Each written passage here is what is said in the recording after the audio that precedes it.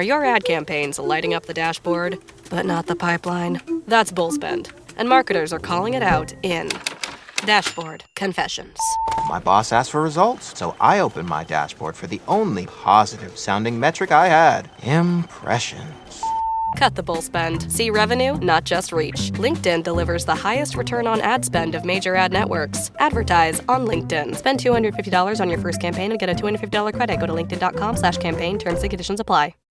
Morning decisions. How about a creamy mocha frappuccino drink? Or sweet vanilla? Smooth caramel maybe? Or a white chocolate mocha?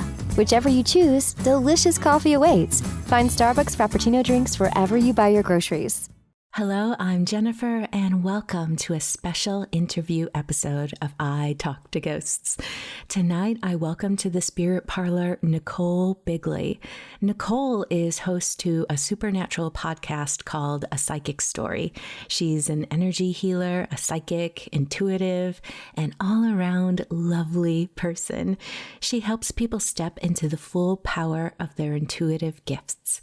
Join us tonight as we chat about developing your gifts, encouraging you to follow your heart's calling, and other fascinating matters of the metaphysical.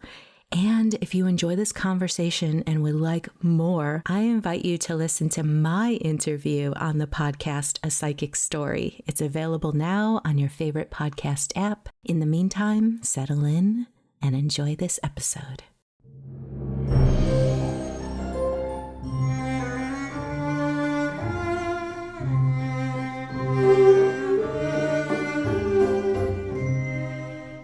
Nichole, thank you so much for joining me tonight. Thank you for having me, Jennifer. I really appreciate it. I'm excited to dive in. And that is exactly what I want to do. The first thing I want to ask you about is you speak of an experience that you had at a very young age where you were just exposed to the expanseness of the universe. Can you talk a little bit about that? So I was being tucked into bed at night, and I was about 4 years old at the time, actually probably a little bit even younger than that. And my dad was tucking me in. And at that time, he was all into reincarnation and other things. And I remember him saying something like, you pick your family when you come here. So you picked me. And I go, I know, Dad. And he looked kind of just shocked, like, wait, what? And he let me talk. But the moment when he said that, it's like I had this rush of, it was like this vivid memory, but it wasn't a memory. It was so real in the sense that, when you recall something, it just feels like it was yesterday, it wasn't, a year ago or even 10 years ago. Anyway, so I remember being on what I would call like now more like the edge of the universe. And I was looking down at Earth, and it was like a movie, and the clouds were parting, and I was just zooming more in. And there was a little girl, and she was playing on the lawn. I remember the dress that she was wearing and her hair and her curls, and she was playing outside with her toys. And then I heard her mom call her, and she ran into the house, and I said out loud or telepathically, I want her to be my mom. And then I went to move forward. I didn't have a body, but I went to move forward, and I heard this voice all around me, and yet nowhere at the same time go, it's not time yet. And I felt like this disappointment that I couldn't go right then. And then as I went to move around, I heard, okay, now it's time. So it was literally like no time existed. And I'm like hurling through and, going down to earth. And then the next thing and the memories that I have were about being in the womb. And then not immediately, but in my mind, it was like boom, boom, boom. I was being born, and I remember coming out. And that was traumatic in the sense because as I was coming out, especially when I took like that first breath, I felt like this crush, not in a painful way, but the density and the heaviness of having this physical body again and being very cold. And the first thought that I had was, oh my gosh, not this again. And it was just like this, what the heck did I do? kind of moment. So I didn't say that exactly in all of those words. I'd have to ask my dad exactly what was said. But anyway, then the next morning, he was like, okay, very interesting story. Put me to bed. And then the next morning, my mom's making me breakfast, and she had this weird look on her face. And she's like, so your dad told me that you told him this story. And I was like, yeah. And I explained and repeated back to her. And the whole time she was like, okay, very interesting. Thanks for sharing. And anyway, so that was my experience. And I remember growing up for a really long time because my dad didn't say anything about it. My mom didn't say anything. That was pretty much it. And thinking in my mind that everybody had these memories or they experienced the same thing kind of coming to earth. And then it wasn't until I got older when I realized that wasn't necessarily the case. Now, when you told the story to your mother, was there anything that she could verify? Because it sounds like you saw her when she was a little kid, right? Yeah, that could have been anything, really. There were things that I shared more things like what my room was when I was a baby. I remember when I was when she was in labor, of course, I didn't know what to call it then, but like how many people were in the room, like what they were wearing, where they were standing, all of the steps. So that part she knew. But as far as being in the yard and her mom calling her in, that could have been a million, probably situations and experiences that she had. Sure. It's fascinating to me. And your family growing up was very open to these concepts and more. Did you grow up in that environment? As I got older, yes, reincarnation was a topic. Ghosts were topics.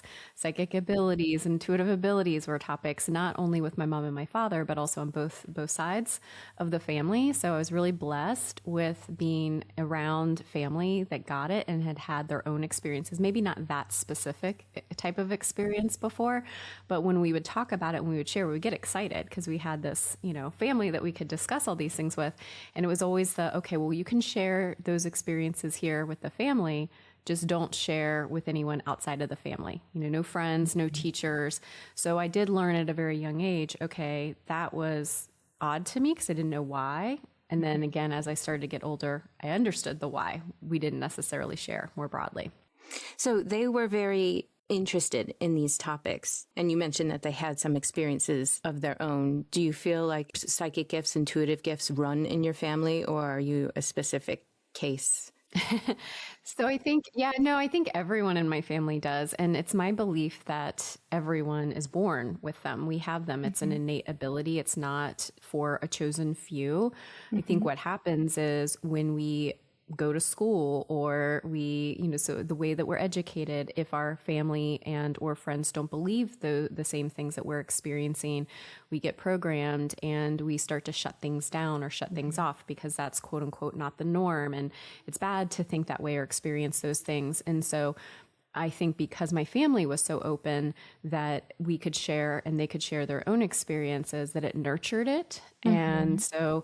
And I do find, and I'm sure probably in your work too, there do seem to be people, depending on the family line, most often it's in the maternal line, but it does also run in the paternal line as well, that it can be stronger, more easily accessible with your intuition and your psychic abilities. And I don't necessarily know the why, other than the way that my guides and angels have explained it to me. It's like if you're really good at sports and you're naturally gifted in that area, or your brain works a certain way and you're great at science or math, or you're a really creative artist, some things just come natural. It doesn't mean that somebody can't do that skill set or take on that sort of thing. It just means that maybe you need to work a little bit more at it because it doesn't come as easily as it might to some. And so I think that that's part of it as well. I feel too that everyone has abilities. Building upon what you have just said, our brains are incredibly efficient and it likes to do shortcuts and dismiss things like this is useless information. I don't need to use this sort of thing.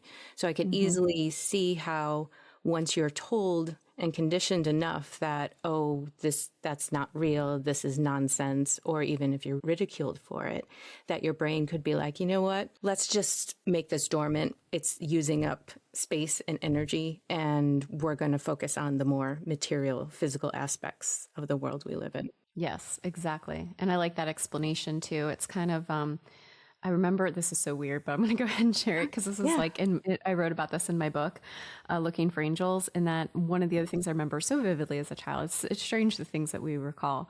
I was asking him why I couldn't use my toes the way I could use my fingers. And he said, well, you can we just don't use them like we do our hands. And I remember seeing something on television too about a woman that didn't have arms. And so she ended up figuring out how to use her legs and her feet to grab things and to, navigate in the world. And so I was like, okay. So he told me I could. So every night for like months, I would focus on like wiggling my pinky toe and like move it in. And it was just so strange that I cared as much. And then looking back, and I could, and I still can a little bit to this day, but going back to the muscle that you're, equating it to, I realized I was like, okay, I could do that. And I think it's the exact same way with our psychic and intuitive abilities. If we're not using them, then they get, I don't want to say discarded, but it's like so faint. It's almost like not even there, even though it still is. Yeah. And I mean, it's subtle to begin with. So if you're not using it, right? And let's take this moment to encourage those listening that it might just take a while and some practice and not get frustrated about it, because say you're right-handed and then for whatever necessity, you have to start writing with your left hand. That, of course, that's going to be frustrating and weird and feel like you're not getting it. But the more you practice and be patient with yourself and support yourself, you're completely capable of picking up that skill. Exactly. So was there an exact moment that made you realize your gifts and specifically what you were very interested in and had a talent for? Does that coincide with you realizing that your work would be with angels and guides? So I don't know if there was necessarily one particular moment where I recognized or realized my abilities and gifts because of the way that I grew up and how it was in our family. Like, we would go to psychics. My grandmother had a tarot deck that I believe I stole from her and borrowed and never gave back. She knew I took it and I was like, yeah, I'm keeping this, thanks. Things like that. We would watch certain documentaries and shows and all of that. And so it was, and we would read so many different types of books about all of the theories, and some of it, would resonate and some of it didn't. So being able to not only do that again as a family on both sides, but also individually, it really helped hone it. I do think though, in looking back, that there was a pivotal moment in my life where, and even in my teenagers, I was that weird friend, and I say that lovingly, where, we'd have summer parties, or especially as I got older, again into those teenage years, where friends would ask me things and ask for advice, and I was totally like open with that. But when I moved really into those years of being in college, and, you have to pick, you don't have to, but at that point, there wasn't like Hogwarts, school of wizardry. When I went to college, maybe if it did exist, I didn't know about it at the time because the internet wasn't what it is today. But I thought, okay, I had to go this traditional path. And in that part of it, so my early 20s through like my mid 20s, I was really struggling because I was fitting into that 3D model or the matrix of you go to college, you get your degree. I went into communications because I thought, okay, well, I can communicate with spirit. That is funny. Really, like I didn't tell anyone that. Like my dad was thinking, why don't you go into business management? I tried that. I was like, I got a minor. I was thinking about being an attorney to, be more of like civil rights and, more humanitarian type of attorney. And I was like, I can't stomach another like 4 years. And so I was really struggling. And I say that because at that point, I didn't have the time. I guess I could have made time for it, but I didn't really have that part of my day to day. I was, removed from my family, which was good. You're exploring, you're growing into your adulthood, and you're finding out new ways of existence and ways to be. But I didn't have that everyday experience or experiences rather, where I was really in my spirituality and my beliefs and who I was at the heart and the core of it and what resonated with me. And that progressed, as I continued to move through my 20s and 30s, fast forward rather, when I actually started the podcast, A Psychic Story. So we can talk about that in a little bit. But that to me was the moment where I was like, okay, I need to go back to my roots, and the identity that I given myself, those roles and responsibilities, was no longer working. It worked for a certain period of time in my life and allowed me to experience and accomplish so many things. But that was really the heart of it, I think, was me consciously making a choice that I needed to shake things up in my life and go back to who I am at the heart of it. There must have been times where you just felt like you weren't connecting with a purpose and you weren't doing something that called to you. and feeling that pressure of, oh, you need a professional career. You need to follow XYZ. You have to color within the lines and follow the life roadmap with the picket fence and one size fits all. Mm-hmm. I just want to applaud you for realizing that this isn't me. This isn't the fulfillment that I need in life. This isn't my calling. And I think that there are people out there who, when they hear this, they'll be like, oh, there's options. I don't have to follow this path. I don't have to be a lawyer. It doesn't matter about the job title or the car. Those aren't the things that are going to help me feel fulfilled in life. Mm-hmm. Yes. And the other thing too that, really stood out to me, I've shared this with the people I work with individually and on my podcast and in my membership too, is that it's not always we have these moments of spiritual awakening or growth or what have you, or these pivots when we're at the bottom, when we're at rock bottom. For me, it happened when I was at the tippy top of what I thought was the mountain. I had my dream job and the relationships and like the car that I wanted. I mean, everything, the salary that I had manifested and all of these things. And yet I was so miserable. And so one of the things my guides and angels said, I prayed every single night for 7 months. So also going back to don't be frustrated, your listeners, even as a psychic that grew up with psychic family members and everything else, I still was like, okay, what would you have me do? Like, I remember the Course in Miracles where it says, you ask God, where would you have me go? What would you have me say and to whom? And another way of saying that simply is, how may I be in service? And I think we tend to not only define our success or our identity as, are you a mother or a father? Do you have that special someone? Do you have that job and that title and all that?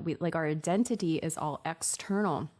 And so my guides and angels said, well, before we really share this with you, when I was praying every night for 7 months, they said, you need to ask yourself and do this exercise of who are you? Who are you at the heart of it? And that was really hard for me. So for like 2 weeks, I struggled. I went into, okay, I'm not a PR person and a communicator. I mean, that's what you're saying, like big X there.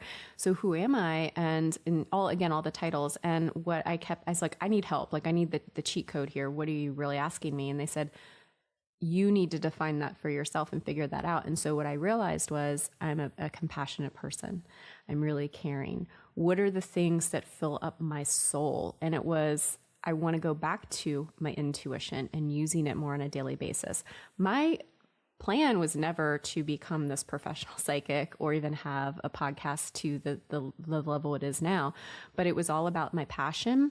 And it was because every day, then after I was able to do this podcast and share what I thought, I would like in the world, then that's when everything started to blow up in terms of the abundance. And when I say abundance, I mean abundance and prosperity and wisdom, abundance and prosperity and health, all of those things. And then I felt an alignment. So that's really, what I experienced. But it took me, asking them every night, and I can share that in a moment, but like every night, what would you have me do? Like, what do I need to do? Like, I'm like at my wit's end here. Mm-hmm. So anyway. I love when you talk about figuring out your goal and your path.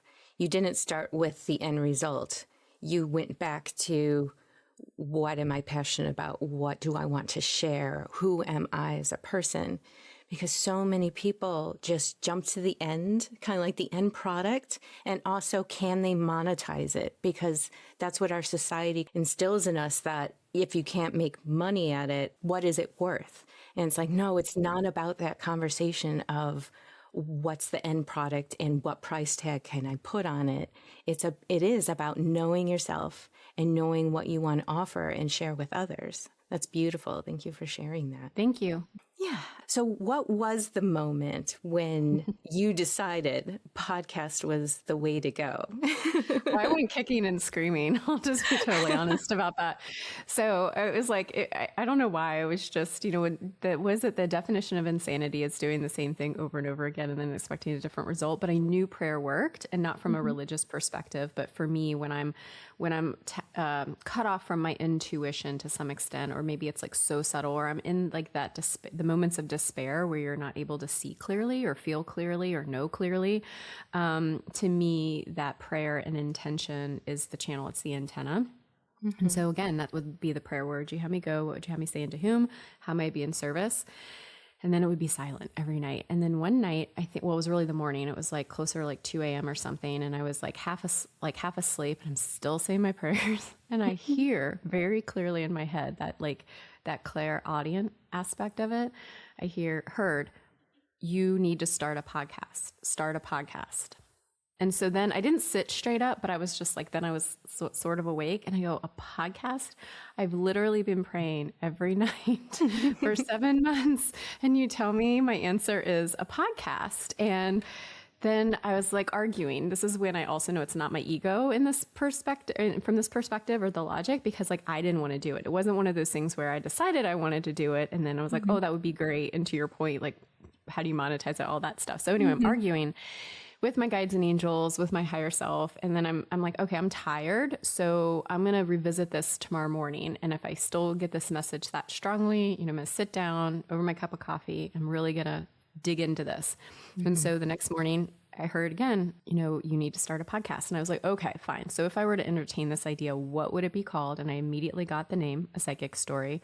I said, what would be the premise of it? And they said, to talk to people so that you can hear their, experiences, how they got started, what built them really to where they are today in order to be in service to help others, because there are so many people out there that feel alone and that they're not being seen and heard, and they don't know where to go. And so then I said, okay, that's great. So of course I researched, like, was a psychic story taken? Was a podcast like this? Did that exist? There were a lot of paranormal and other psychic podcasts, but not where it was interviewing and talking to people about their origin story. So that at first I was like, okay, this was not even in my purview or even in my realm of thought. And so that's also when I know it's coming from source, when it's so kind of like just swooshes in.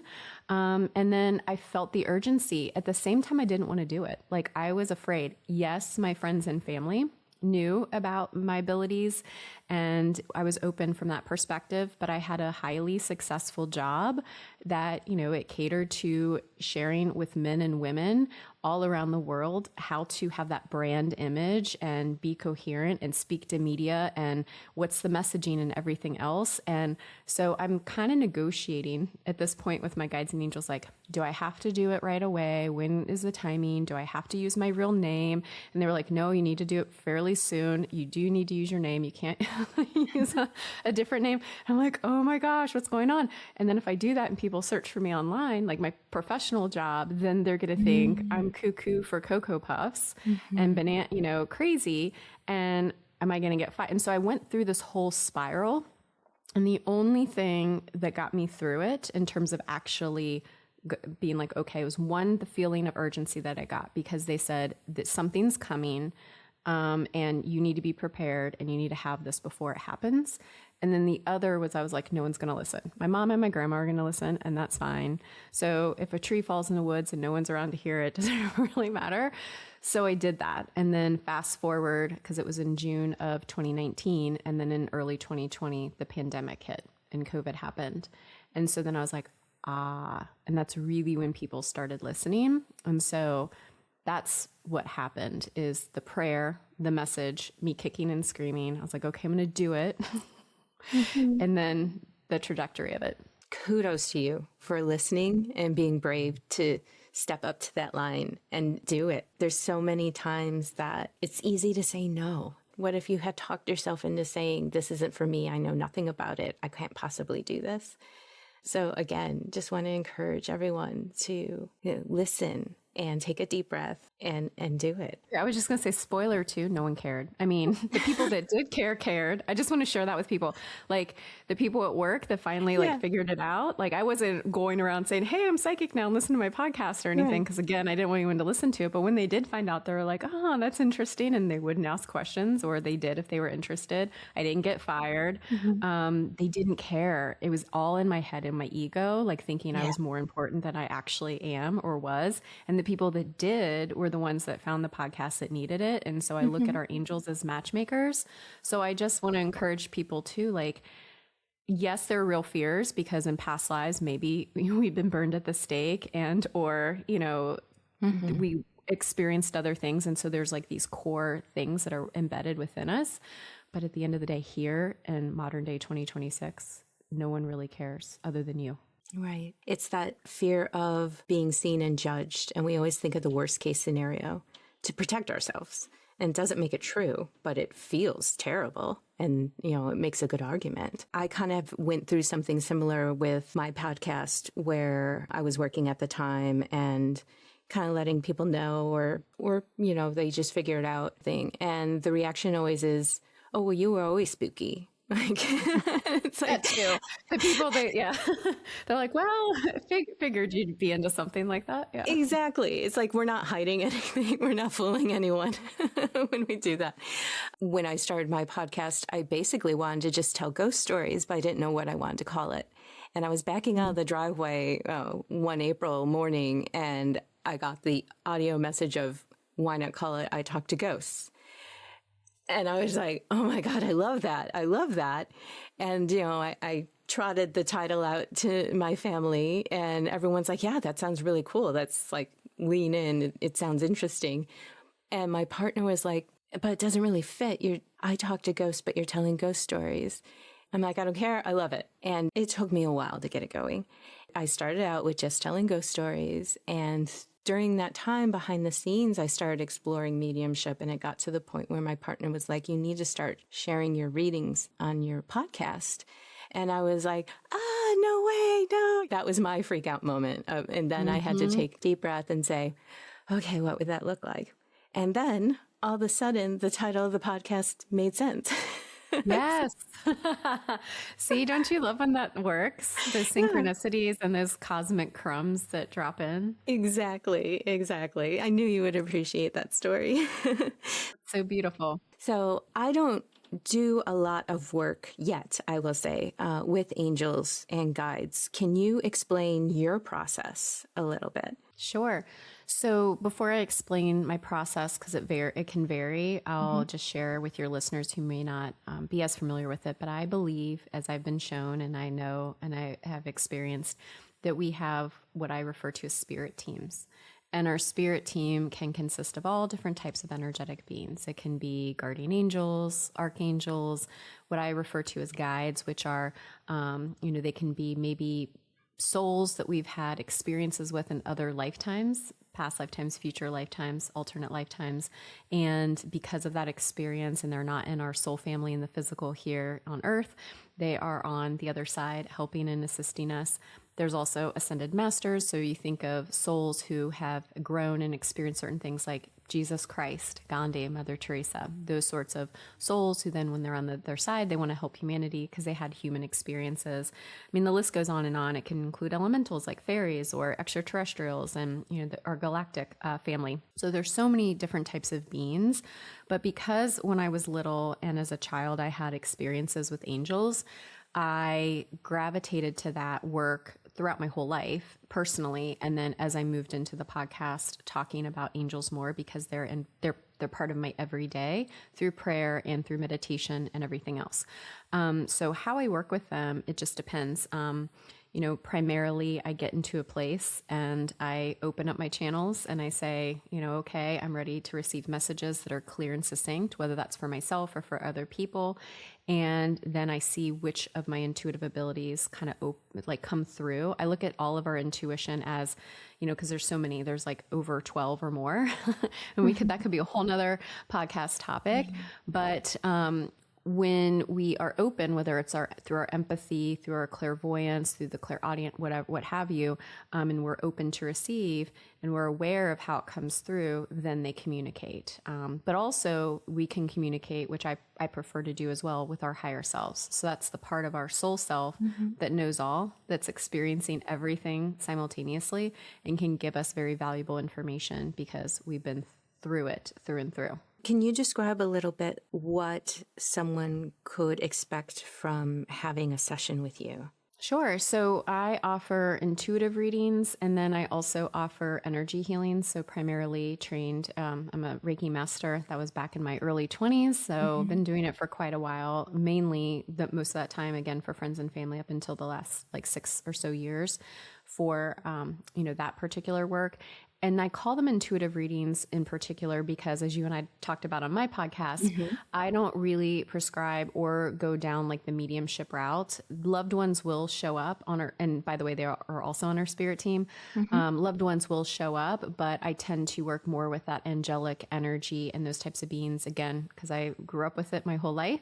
But in a reading, it really depends on what the person wants to focus on. I try not to do as much predictions because I believe that we have free will and choice. And I went to a psychic one time, and I was in my mid-20s. And essentially, I wanted to ask her about my career, and she didn't even let me get that out of my mouth. And then she immediately went to my relationship, and she told me something I knew in my heart, but I didn't want to ask her. And she's like, honey, he's never going to marry you. And I remember like, but I don't want to get married, because I didn't want to get married. But anyway, that was like a whole snowball effect. And she even said like, don't move, like, don't break up with this person, like all of that, but he's never going to marry you. I did all the things she told me not to do, because I'm the type of person that I will do literally the opposite. And you tell me I can or I shouldn't. And I was like, I am breaking up with this person. I am moving. And the whole funny thing is I didn't want to marry this person, and I had no desire to, but it's still, you know what I mean? And so I'm very much of, you hear that from someone, and you can make these rash decisions, or you can make these decisions, and a seed is planted. And so does that manifest and create it? That said, depending on what somebody's area of focus is it about their relationships? Is it about their career? Is it about their health? What do their guides and angels, their higher self, have to say? Because knowledge is power and information. But because we have free will and choice, we can take that with what we will. Another example, so I can bring that home, because people are like, well, what do you mean by that? I had my Reiki master who trained me and taught me. I didn't, again, ask for this information, but I'd gotten this really awesome job, and I was really excited about the salary, and it just kind of came out of her mouth. And she said, Nichole, you should be really happy for the salary that you're getting at this job, because it's going to be quite a while before you make any more money.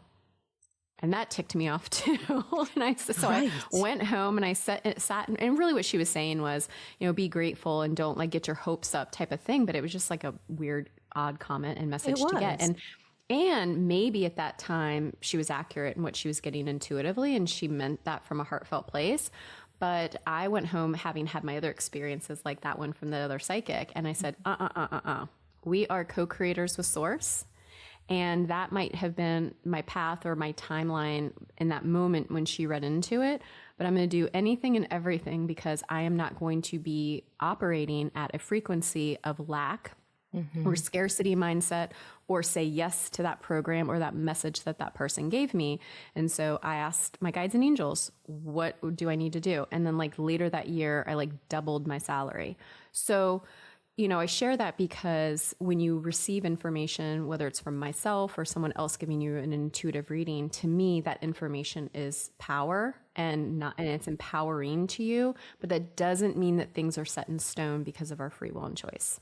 Absolutely. And I think that anytime we receive any kind of information or input from the external world and it makes us feel small, some people, they tend to run with that, and it kind of feeds into their own personal fears or doubts that they might have.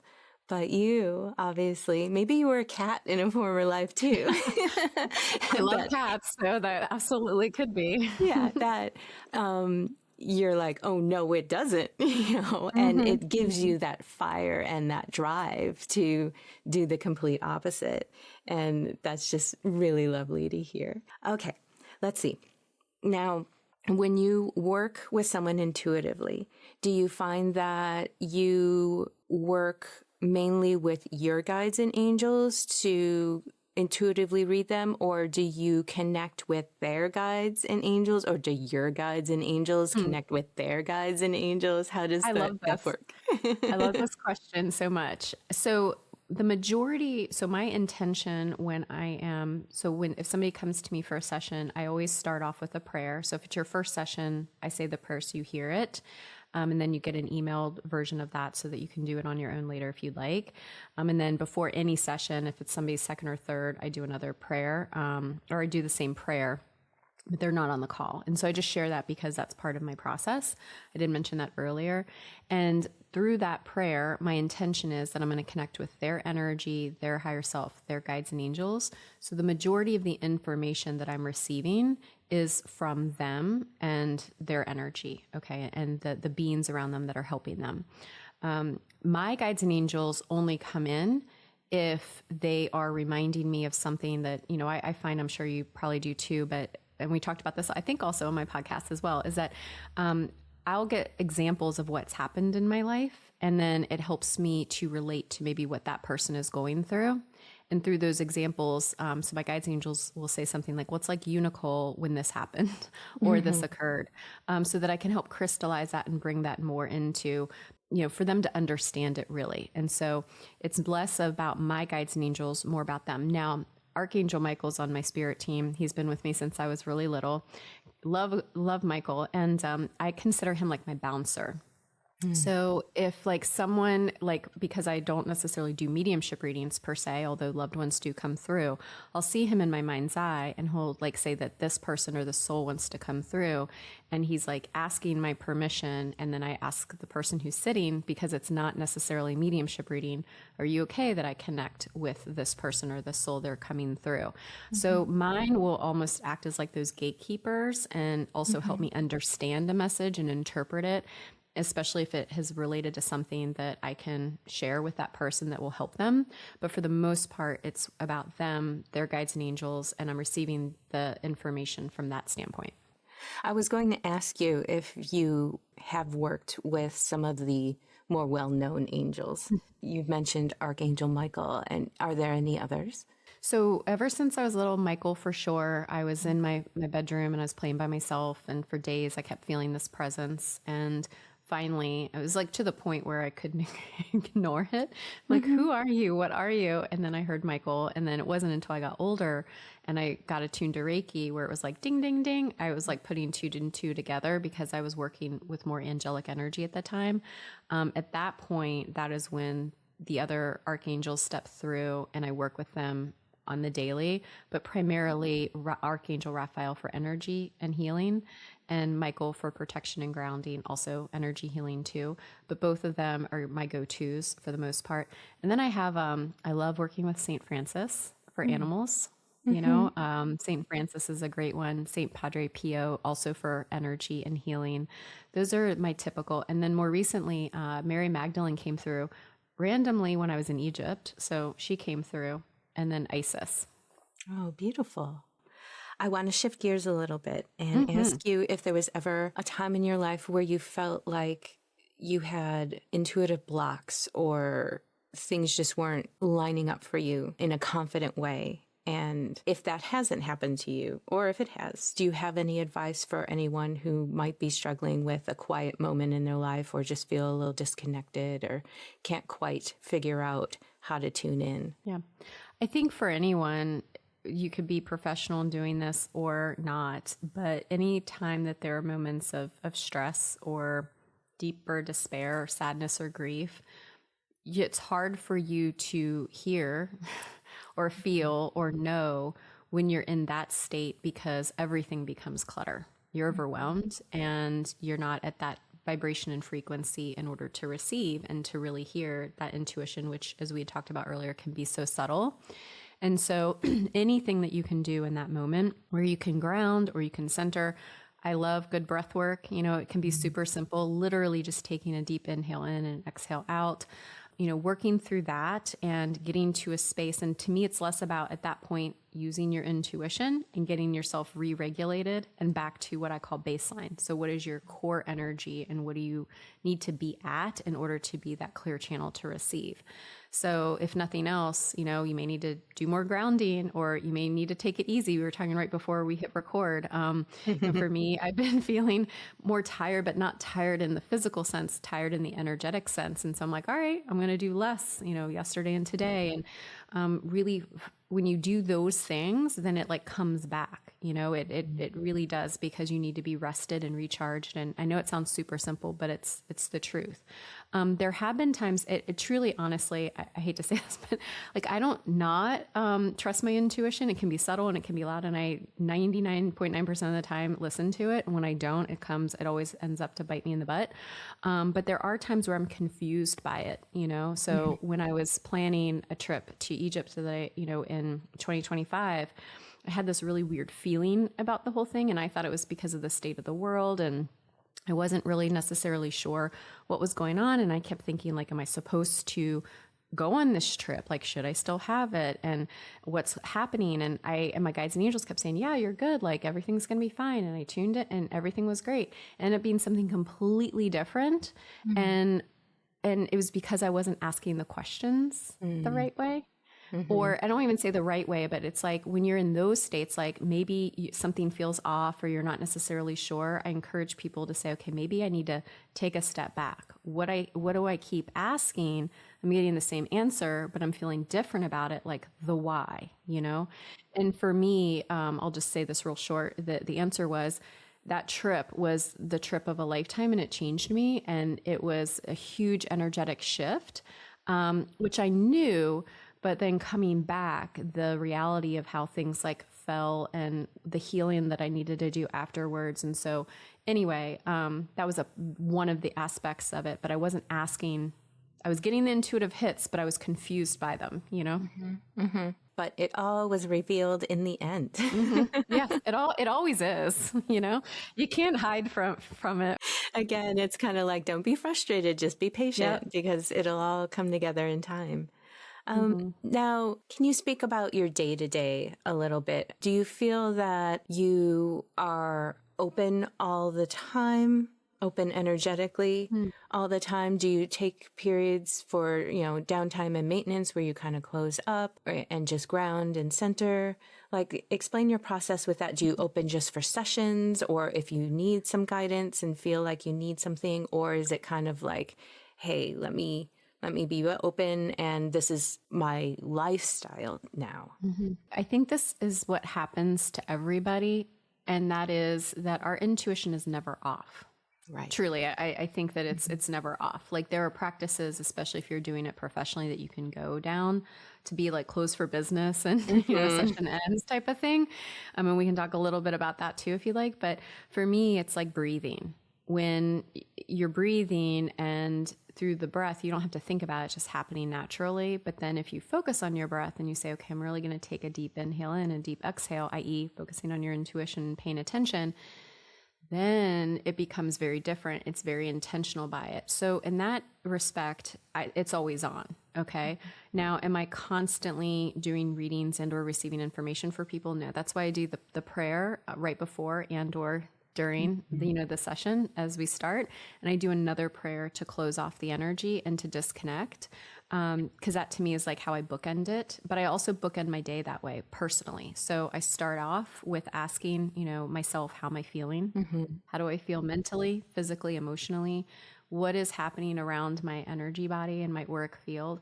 How, like when we were talking about that, I felt tired, and I knew it wasn't a physical tired, it was an energetic tiredness. That's my baseline. That's how my energy is showing up, my intuition. Then I move throughout my day, primarily for my guides and angels, my higher self, to guide me as needed. But I'm not constantly asking questions unless I'm in meditation or I'm channeling for myself. And then when I go into session, that's a separate kind of container for that and what that session looks like. But I try to keep it on because we have it for a reason. Unless my empathy is like supercharged, and then I really need to reel it back in. Yeah. Do you find that being in like large crowds or around highly energetic people that it gets too much? And do you have any advice for people who get inundated and feel like they can't shut it off? Yeah. So now I had to really think about this too. I used to start to get a lot of anxiety right before a trip. I used to travel a lot for my full-time job, which I no longer do, in PR and communications. And I would travel like every couple weeks. I would always be on the road. And I would start to get anxiety like even a week before a trip. And I tuned in and I heard it's because like you're literally in an airport and then you're on a plane and then you're around big crowds, even though you're not thinking about it. So I had to get very specific with my practice in that. And that is if I'm going to the grocery store, if I'm going to a concert, if I'm going to a family event, it doesn't even have to be where there's a ton of people. I know I'm going to be bumping into other people's energetic space through that physical proximity. And as such, I either say an intention or a prayer before I'm there, or while I'm there, I picture light around me, all simple things, or even can picture, I'll do a quick check-in to feel energetically how far out my work field is. When I'm in my house and there's no one around because I'm kind of rural, my field can be out and I'm like, it's kind of like putting on those stretchy, comfy sweatpants when you get home, like just let yourself loose. But then when you're out, I'll like visually draw my work field in to where it's like not basically butting up against everyone else. And I find that makes such a huge difference. Yeah, absolutely. What do you do? What do you do? And what do you do and recommend? I'm just curious. Yeah, no, I struggled with it for years because I wasn't working in the space. I wasn't working intuitively and I didn't understand what was going on. I'm like you. I kind of bring the energy field in and really try and fortify myself and my sense of self and realize that anything that I am taking in from someone else, I don't have to own it. I don't have to manage it. I can let it go. I try to visualize letting that go into the earth, or it's like, this isn't mine to keep, and just realize that I'm safe. It doesn't have to be a larger issue in any way, but it certainly made me uncomfortable. I grew up so painfully shy, paralyzingly shy. And I think that was part of it, not knowing, not being able to express or communicate to people all of what I was feeling and how overwhelming that it can be. And yeah, it took me a really long time to make that connection because I wasn't working with my intuitive gifts. It was something I was always interested in.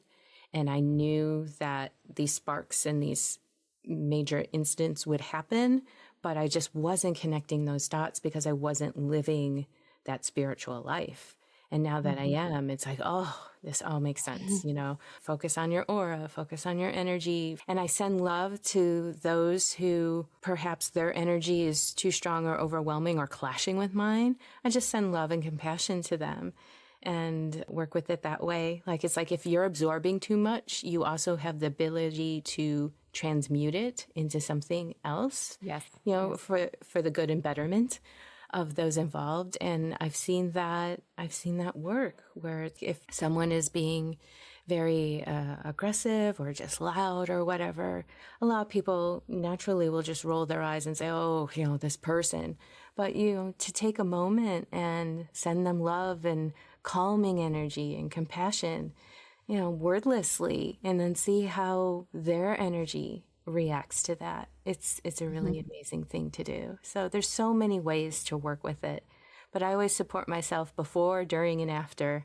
If there's going to be a big event or a lot of things going on where I'm just going to be in a high density area. Like, I live in the suburbs now. I would love to live in the countryside where it's just, because you go out there and it's just like, I'm sorta, but not really. I'm so rural, but yeah. Still, yeah, more rural than me. And anytime I get to venture out a little bit, because I'm in the Pacific Northwest, there's plenty of woods and things like that.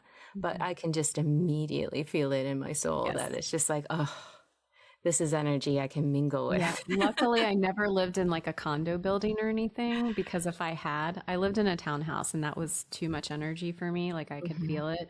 Yeah. I have to have separation. Yeah. It's just so good to know yourself and what your needs are so that you can work with it and realize what is going on and to be able to adjust to it completely. Yeah. All right. You mentioned tarot cards, and I mentioned tarot cards in my interview with you. Do you work with physical tools such as tarot cards when doing a reading, or is it all your senses when you work? It's all my senses. And when I was younger, especially in my teenage years, and I didn't know what I was doing, air quotes there. I mean, I found once I finally got it, I forget what age I was. I must have been like maybe late 20s, early 30s.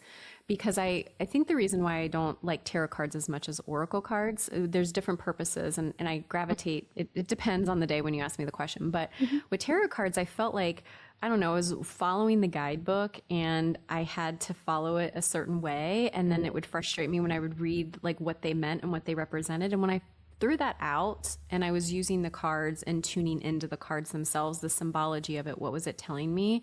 And that with oracle cards too, I really felt like that opened the door to have me better understand and learn about my intuition and how it was showing up. Like, did I feel it emotionally? Did that symbology or that symbol stand out to me? How was I getting that information? So I don't in my readings like right now. I mean, I have a whole bunch of decks, but I don't. I do like to use pendulums when I'm doing energy work, not all the time, but I find that not that you really can do them fast, but if you want to do like a quick reset for someone or for yourself even, I like to use them to hover over like chakras and get it. I'll know intuitively what they already are, but then I use the pendulum and I'm like, oh, okay, this is like really closed, or this is, whatever. And I know then it gives me a barometer of maybe how much more time I want to spend on a particular area. But that's really it. And then I love crystals, really crystals for anything, grounding, healing, meditation, but I don't necessarily like use them in any particular way to receive messages for the person who, is sitting with me. We should get together sometime and just have a crystal show and tell. Like, this is this crystal. That is great. Maybe we can. Yes, absolutely. Here's my sodalite, and I just love this. I would love that because I don't know about you, but like I don't hoard crystals. That's probably a bad thing. But because of my family, like when people pass on, we basically like gift them and we pass them along. So I have a lot of crystals, but also ones I've either been gifted or I've purchased myself. And I have a hard time getting rid of them because I feel like they have such personality and character, and it feels like a family member. And I'm like, I can't get rid of you. Like, I'm sorry. It's amazing the relationships. We're putting our own energy in. They're working with our energy. We're working with theirs. It's fascinating to me. And when I'm like show and tell, it's like because of the love and care. It's like, this is, and I've had this one, and I feel exactly the same way. I don't collect them for collecting's sake. It seems like without planning, something will cross my path and then suddenly it's in my life. And now I have this whole collection. we can refer to it. You and I need to TM this or trademark this. Okay. The crystal distribution. Yes. Sort of like the cat distribution, the crystal distribution. When a crystal just shows up, like it's meant to be. It's right. It's meant you can't question that. You didn't select the crystal. The crystal selected you. Exactly. You can't fight that, and it just happens. Oh, well, this has been an amazing conversation. Please, before we go, tell everyone where they can find Psychic Story. And also, if you want to mention your Angelic Academy and your Psychic Club as well. I forgot about that. Thanks for pointing it for me. Speak to all of that. Yeah, so A Psychic Story is the podcast. You can get it wherever you prefer listening to your podcast, but you can also get it at apsychicstory.com. If you sign up for my newsletter, I do also email those out on a weekly basis. They drop those episodes every week on Wednesdays, and then I have bonus episodes and everything, including listener stories. So if you have stories that you want to share, you can submit. You can find that submission form on the website too. And then I do, in addition to sessions, I have the Angelic Academy, which Jennifer mentioned, and that's a once a month call. So if you're like, hey, I don't have a lot of time, but I really want to learn how to work with the angels and angelic energy, you can sign up for that. It's usually the third Sunday of every month, but occasionally a second Sunday, depending on my schedule. And then also I have a Psychic Club. So that is for people that want to have 1 or 2 calls a week with me, with the group. And we talk about all kinds of things, everything from angels to psychic abilities. We work on, your gifts and strengthening them. The one we just did recently was on time and timelines and how can you get to your best and highest timeline. So I do have a membership for that. But yeah, that is where you can reach me, psychicstory.com. Oh, fabulous. Thank you. Thank you so much for having me, Jennifer. Yeah, well, I'm not going to let you off the hook. Do you have a personal ghost story you'd like to share before we go for the evening? Yes. Okay. So I'll try and make it short because I don't want to keep you too long on this. But I would say this was more in the, and I'm putting protection around us and everyone that listens, the demonic realm. Okay. Because I was younger and I think I was probably 9 or 10. Yeah. They're telling me it was around 10 because I remember my sister had just been born and I was in the basement of this townhouse that my parents and I and my sister lived in at the time. And it was a rental. And ever since I moved in after my sister was born, I was in the basement. It just felt off to me. And I was starting to I don't know, it just felt like there was this weird energy in that area and I couldn't quite put my finger on it, to the point where I would literally read until 2 or 3 in the morning and I would fall asleep reading, not because I was so into the book, but I just needed to distract myself. And so anyway, and it was getting to the point where my dad was like, listen, nothing can harm you. You're super protected. All you need to, anything it feeds off of fear. You got your angels around you, all that. And I'm like, okay. So he said to me, you say something like, you can't scare me, and boo, whatever. So I was in my head and I'm like, okay, this is just silly. I heard these footsteps coming down the stairs. Again, I'm in the basement. And then there's this long hallway before you got to my bedroom. And so I heard the footsteps coming down the stairs to the point where I was like, is this a pet? Is this one of my parents? What's going on? And as the footsteps get to my bedroom, it was a different type of flooring. So you could hear the footstep sound change. And then I'm fully expecting my dog or someone to be there, and there's no one there. So I was like, okay, I'm not afraid of you. That's what I said. I said, I am not afraid of you. And I kind of felt silly as I said it. And then as soon as it was out my mouth, I heard this laughter and it went, ho, ho, ho. And then I got super scared, and then it got louder, and then I got even more scared. And then it was screaming at me. And unfortunately, I had to go in the direction where that sound was coming from.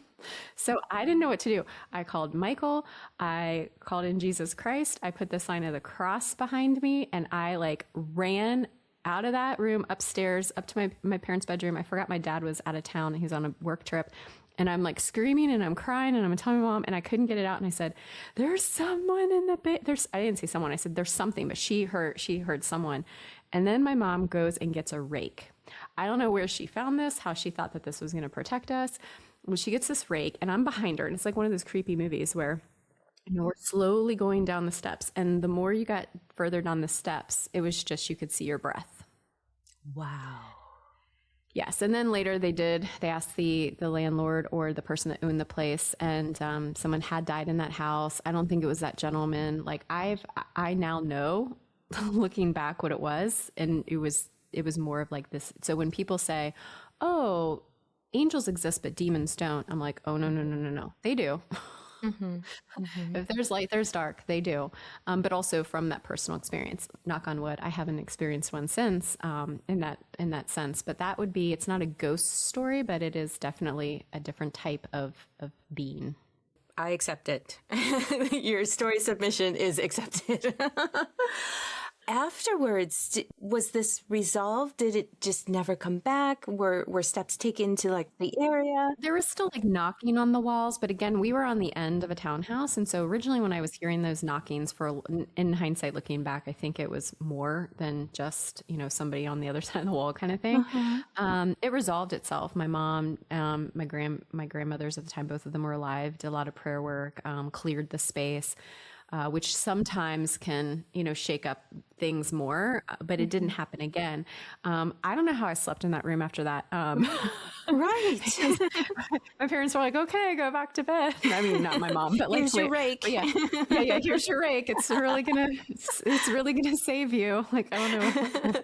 What she was, I think she thought it was an intruder until after I calmed down, I told her what it was. But yeah, no, it felt different after they did energy work. So it cleared it out. But yeah, I think also what I got in asking my guides and angels as I got older is that it was really about I was picking up on something. I was, and not also, my dad helped me to some extent. And what he said wasn't inaccurate.